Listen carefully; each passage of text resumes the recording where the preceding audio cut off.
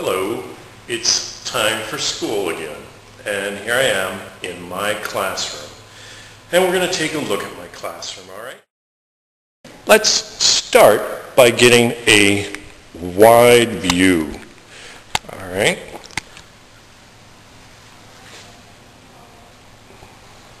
You love the aluminum foil over the door window? I do.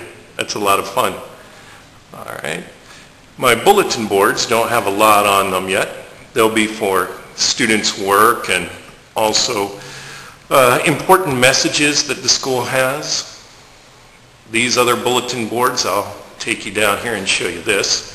This is what our school district has put up, and this is supposed to help the students do better. They have learning targets from everything. Learning targets for absolutely everything.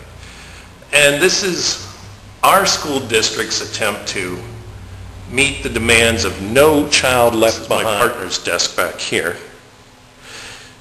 The learning targets are for No Child Left Behind. And if you know anything, you'll know that kids will be left behind because not all kids learn at the same rate. Okay? Let's take a look at my bookshelves. We don't have books on the shelves yet much. That's because I don't know what grade or what students I want to the room. I've got a nice map of the United States. Hopefully students will be able to find that. Little things to remind them to get along. I have to actually teach that. I have to teach them how to get along. So that's something I'll be doing. Let's go take a look at my science equipment if we could. Okay, we're going to enter the science closet. I'm in charge of the science closet. And you'll see here we have let's step back a moment. We have our textbooks.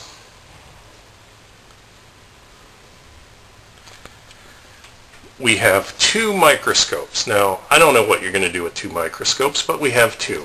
All right? Somehow, we've acquired scales out the wazoo. We have, let's see, 1, 2, 3, 4, 5, 6, 7, 8, 9, 10, 11, 12, 13 scales and 2 microscopes. Not that microscopes are all that effective. I would rather have some other equipment if I actually could. Let's take a look down here. We have some Neoscience, simple machines, magnets, and electricity.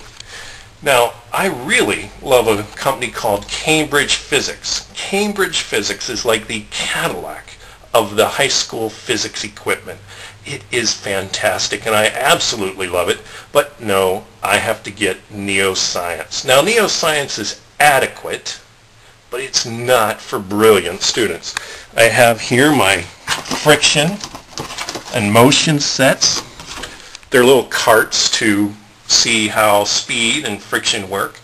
But overall, we don't have a lot in the way of science equipment, unfortunately. I mean, I picked this one up, the human body. I picked that up at one of these, like Goodwill or something. This little chemistry thing, I picked that up at Goodwill. So I'm trying to do science with inadequate supplies. That makes it very, very difficult. All right, and part of that is because we are a nonprofit school that our school district sends the kids that have been kicked out to our school. This is my corner where I get to have my computer, and of course the television set has to go right there because of the connections to the cable. So I'm always, let's walk over here a little bit. I'm going to be getting up from this chair, banging my head into those cabinets, and trying to get around that TV from now to the end of the school year. And you guys think you have it rough. Actually, that's not too rough, but it is annoying when you keep getting your head banged. That could account for some of my problems, brain damage perhaps. Okay. Ladies and gentlemen, I've been a public school teacher and I've taught in nonprofits such as where I am now. I would like to make a recommendation to you. Send your child to a private school. When you pay for the school that your kid goes to, and when your kid knows that you're paying for them to go there, they take it a lot more seriously. Okay? And some of the things you can do to keep your kid from coming to a place like this is sit down with them, read with them. You know, all of our kids coming in are going to be under grade level. And that makes our job very, very difficult in order to help your child. So read with them, make sure somebody is tutoring them, all right? And that starts early on. I was just reading an article in the Pediatrics Journal about TV watching between the ages of 5 and 11 and its effect on attention problems, all right? Turn off the TVs, get a book, and read, okay? That's my tip for the day after showing you my classrooms. Otherwise, your child may have to come to a place like this where we're underfunded, undersupplied, and honestly,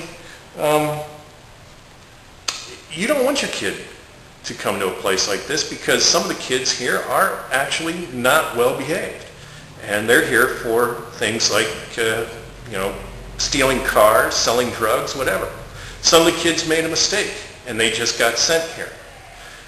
You don't want your kid at a place like this. Tip for the day, read with your kid. Turn off the TV. Every so often I'll keep you updated on what's happening in my classroom. But that's it for now.